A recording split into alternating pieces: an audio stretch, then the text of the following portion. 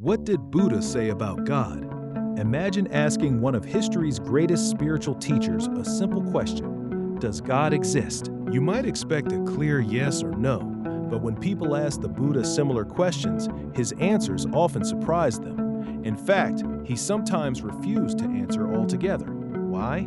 To understand this, we first need to understand what the Buddha was trying to achieve. The Buddha's primary concern was not explaining how the universe began or proving the existence of a creator. His focus was much more practical. Why do human beings suffer, and how can suffering end? According to the Buddha, every person experiences dissatisfaction, anxiety, loss, fear, and death. Instead of debating abstract ideas, he wanted people to directly investigate their own minds. One famous story illustrates this.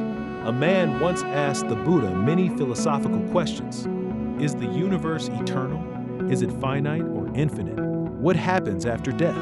The Buddha compared this man to someone struck by a poisoned arrow. Imagine refusing treatment until you know who shot the arrow, what wood it was made from, and where it came from. You would die before receiving the cure. Similarly, the Buddha taught that we spend too much time debating questions that do not end suffering. But does this mean Buddha denied the existence of God?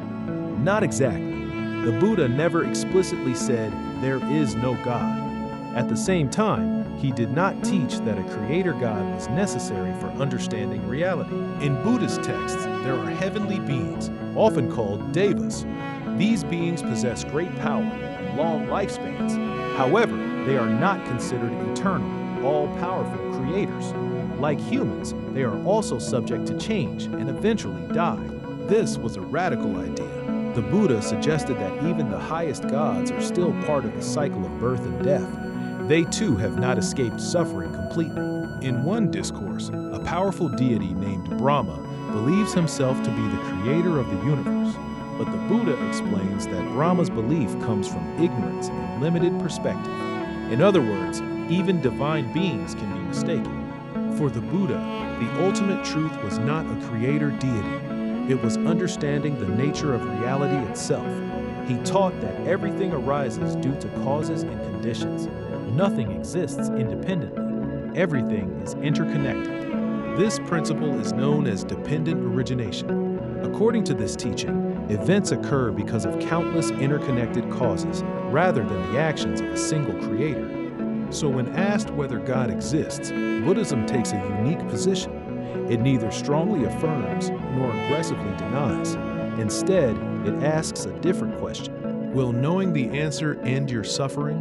If not, perhaps there is a more important investigation. The Buddha encouraged people not to accept beliefs blindly, not even his own teachings.